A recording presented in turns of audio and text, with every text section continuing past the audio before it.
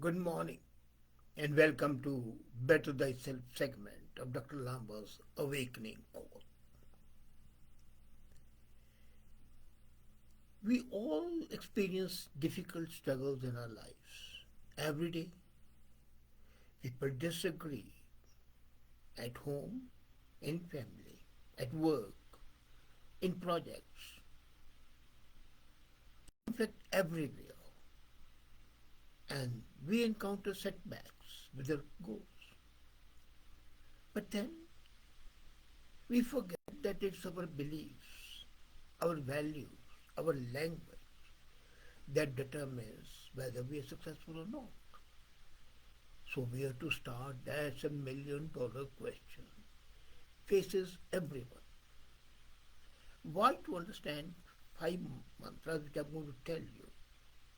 And if you adopt them, if you practice them, and sincerely believe them, you would find they'll change your life for the better. Over the 3 years, I've lived a biblical lifestyle now, fourscore, and I've seen that how quickly the human beings rebound from the trials and tribulations, from difficulties and from the failures. And that I've also seen is directly related to our beliefs and values that we have in ourselves and in our lives, as well as how we speak to ourselves. Social conversation, we are all adept at, but when we talk to ourselves, assess ourselves, then we are not very honest, believing, saying, and practicing these mantras, which I'm going to talk about. And they are nothing new or novel. You know them. We have been talking about them. But you sincerely implement them and you will find that you will be able to recover from any challenge. The first mantra, believe. I can do this, things will work out. Whenever you experience any setback or failure, it's tempting to start to doubt yourself, doubt your capabilities, doubt your qualifications, doubt your marriage. No. The whole feeling can start to snowball and can create a domino effect in your life. So one failure, don't let it become a rolling ball going down the hill. No. Start by focusing on that one client you didn't sign, that one deal that didn't go through, that one failure which was just happened, and begin to conclude. Now there are two ways. You can conclude maybe I'm not just right for the job, or you can conclude maybe I shouldn't have been doing that, and that in fact sends you into imposter syndrome. It's a negative feeling. And unfortunately, that's what people often think, and that's a self-fulfilling prophecy. When you start saying, I'm not fit for the job, maybe I didn't do it properly, then you are not fit for the job. So you have to avoid that and say, yes, I can do it. The negative feeling will cause more failures, and you will feel vindicated, which will lead to the next domino falling. The same way the domino effect is here when you have a negative thought, this also works the other way around. Well, I feel, what can I learn from this? How can I use it to make myself and my performance better? Don't think along one thing that didn't work out. Instead of refocus on the things that are going well. If you have been failing in one, maybe you have been successful in 10 others. So focus on them. And the more you believe in yourself, the more faith you have in yourself, the sooner and in better way you shall rebound from your setbacks. And when you believe that things will work out, they usually do. I'll do it, you will be able to do it. Believe me. And that is especially so when you are dedicating consistent efforts to the goals. So continue to take steps towards them no matter what happens. So this is our first mantra. I can do it, I'll do it. The second mantra, the past doesn't matter. Let the past bury its dead. I can let things go. Buddha also said at one place, all things pass away. If good things didn't happen, bad things also wouldn't happen. Whether you feel harm, whether you feel hurt, is a matter. You tend to hang on for a longer than you should. That's a problem. Let the thing be buried. The past is written, it can't be changed. So why bother something? I have been chronically sick for about 5 years, 6 years now. And the people say that you are still working and you don't feel bad. I said, why? I should worry about the things which I can control. A thing which I cannot control. Why should I worry about that? That is the same with the past. You can't control the past. Forget it. That's why you say, let the past remain buried. If you are reflecting on the past to help you learn from the mistakes, that's fine. That's great. So learn from the mistakes, find the lessons, and then move on with a new insight and wisdom. But don't just keep on mumbling what has happened. What happens is that you don't often look at the past to guide you. You look back and then dwell. Keep on dwelling that. Why did I do this? Why did it happen because of... No. That is sticking yourself in the mud. Rehashing what didn't go your way, or waiting for something else that you should have done. I should have said that. I should have done that. Never serves you. Very rarely serves you. So, don't do that. Your brains cannot focus on two disparate things at one time. So you're looking at the negative, your positive would not come. So any time you are ruminating on the past, you are very rarely focusing on what you can control in the present and how excited you are for the future. By dwelling on the past, you are spoiling your present and also possibly your future. So instead of making a conscious decision to forgive others and yourself for mistakes, forget it. I know people come to me and they say, well, it's so hard to get over this.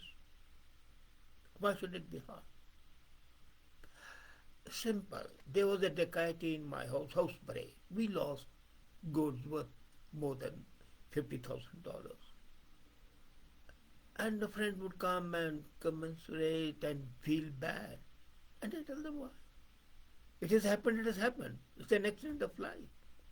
And my wife still went ahead. She said, look here, it's good that we were not at home when it happened. We might have been harmed.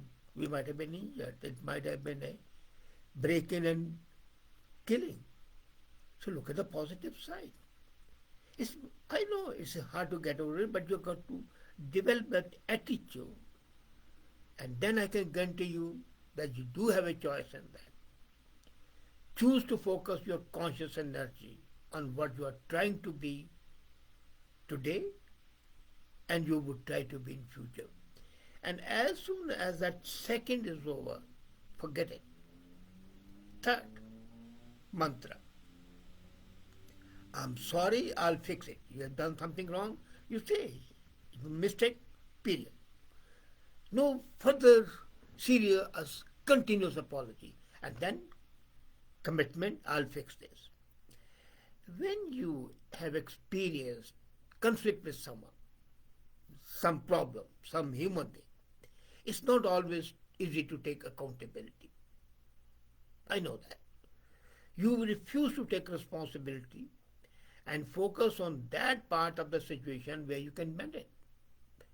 So you like to focus on what has been done to you instead. Instead of focusing on what you have done, You want to do, well, I have been hurt, forgetting that you have hurt somebody.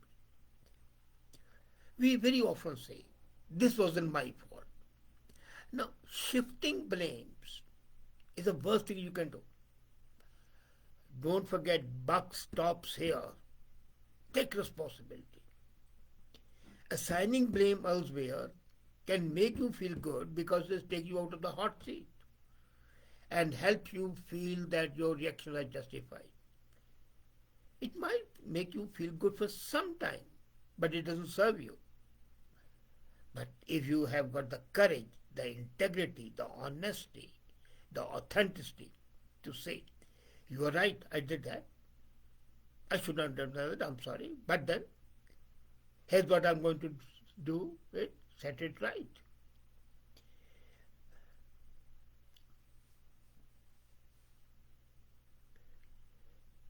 This commitment to set it right would put you on a road to success, put you on a road to be a better human being, better performer. So that's what the attitude you should have. It's an attitudinal change. It's a vision change.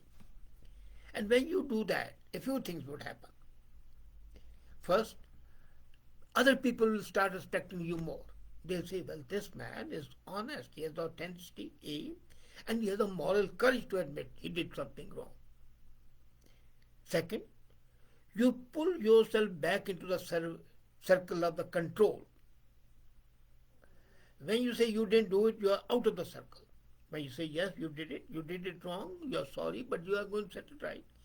You are back in that circle. And you can identify the action to tackle the situation, to improve things. Thirdly, you lead by example and show others what it looks like to do it. You become a role model. Maybe people will take you as a mentor. The result, you improve the situation much faster, and you create a brand and a reputation for taking ownership, taking responsibility. If you can say, the buck stops here, yes, I'm responsible, and I will not let anybody take away my responsibility, even if it's a failure. I'll try to set it right. Yes, I'll do it. I can do it. The first mantra. Not mop about it, the second mantra, but do it. And the fourth mantra, you are a human being, don't forget that. And there are times when you need help, so don't feel shy. The fourth mantra is need help. I know it is very scary and many times you think it's humiliating to ask for help. All of you feel that you are capable and successful, you should figure out how to do it for yourself. It's nice to feel strong. But asking for help can not make you weak. No, you see, you are a human being. As a matter of fact, would you believe if I were to tell you that the stronger you are, then more capable you are of asking for help. Weak people don't ask for help because they're afraid. Strong people, sure of themselves, sure of their capabilities, of their strengths, they say, okay, this is the chink in my armor, so let me seek help there. And then, don't forget, Rome was not built in one day. I change that statement and say, Rome was not built by one person. Most people enjoy being asked for help, and they'll waiting for you to ask them to give help, and they'll help you sincerely. So, don't be afraid to find others around you who are better at something than you are, who have better strengths, who have better ideas, especially in the areas where you lack. So why not leverage that strength? It adds to your strength. 1 and 1 makes 11, they say.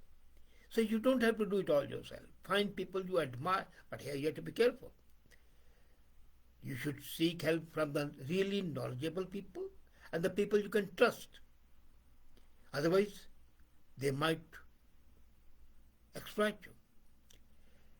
As a matter, this is a process of building great relationships, And it's actually what great leaders and the professionals do. I can tell you, one should never feel shy of asking for help. And you might have seen, even on Facebook, when I have a problem, I'm not technically very capable, so I ask my friends, okay, come and help me. Vidya, come, set my computer right. Fine. I don't have that strength. I have my own strengths, but I may not have those strengths which people have. And the fifth mantra is a lie to the other mantra, take responsibility. But here it is being human. I made a mistake, that's okay. Well, I made a mistake, fine. You see, most of the human beings fear failure. We think success and failure are diametrically opposed. No. Failure, failure, failure is a part of success. Don't forget that. It's not antithetical to success. It's not opposed to success. It's a part of success. And you have seen great examples of the highly successful people who didn't struggle greatly or make errors numerous times in the journey. Look at Edison. How long did he work before he came up with the bulb? When you embrace mistakes, you try to enjoy the journey far more. Mistakes often mean you are experimenting. They also mean you are trying something new which puts you out of your comfort zone and makes you learn. If you don't make a mistake, you won't learn. So think mistake to be part of it, but admit it.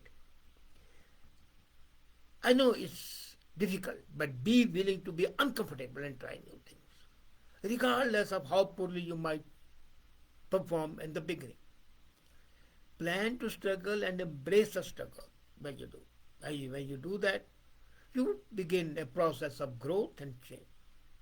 It's hard to grow without feeling uncomfortable, making mistakes and having a few failures. If you really want to evolve, get comfortable with these things. And sooner you can adopt that mindset, the better you'll evolve. And better you will feel doing something difficult, challenging. You're climbing the Mount Everest, you need help from other people. But you've got to see that if you're falling into abyss, you don't do that. So these 5 mantras, if you adopt them and make a part of your life, not just say them, but implement them, practice them, you would find your life, your performance to be much better. And that will make you a much better, as I said, human being, much better performer, and that's what you want to be. Thank you.